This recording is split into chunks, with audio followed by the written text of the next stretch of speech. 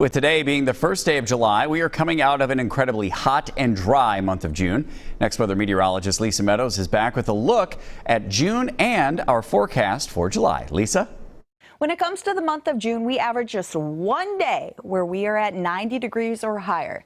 That's the average. Obviously beating that out for the month of June, we had 9 days that we were at 90 degrees or higher. When it comes to the month of May, too, so we had 11 days so far. Average is 13 for the entire year. When it comes to the month of June, obviously above average. Look at all the red days on the board. We only had 4 days where we were actually cooler than average. We rounded out the entire month with 5 degrees warmer than average. And then obviously a very dry month as well. We had 21 days total with no precipitation, 1 full week where we didn't have any rain. And we didn't even make it to an inch when it comes to rainfall total in the Twin Cities for the entire month. That left us with over 3.5 inches below average precipitation wise. No surprise that we did see issues when it came to the drought. Now, we did have a nice little wet weather system move through the last weekend of the month. That brought 1/2 inch to 2 inches of rainfall for some locations, but we still saw an increase with the moderate drought across southeastern Minnesota, and that does encompass a good portion of the metro area when it comes to that drought monitor. We did see the severe drought and abnormally dry conditions stay about the same. So what's the forecast as we continue to go throughout the month of July?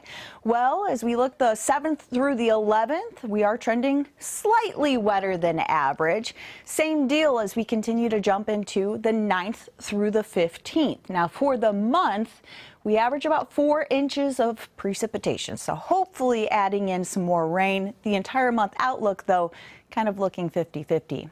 Now let's talk temperatures. Actually trending cooler than average for the 7th through the 11th, at least slightly cooler than average. Of course, after a very hot month of June, our average high temp is 83. So we're going to continue to see that more along the 50-50 side of things when it comes to temperature wise for the long-term outlook. When it comes to the entire month, we are at least looking at the forecast trending more along the lines of warmer than average across the northern part of the state.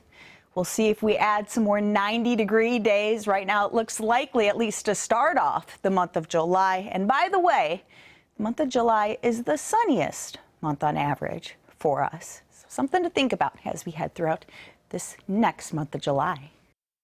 So in summary, basically, you know, the month is hard to tell. You know, that's a hard thing to forecast that far out. But we are seeing some of those hints, at least.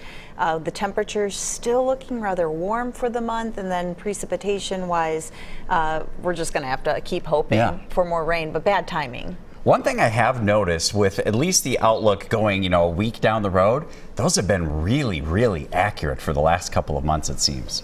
And he pays attention. Yeah. So we like that when the anchor really helps out the meteorologist. Yeah, and it definitely looks to verify, at least for now, with our 7-day forecast. I mean, we really cool things down, but we have to get through a heat streak first because we have those 90s in the forecast. Yeah, so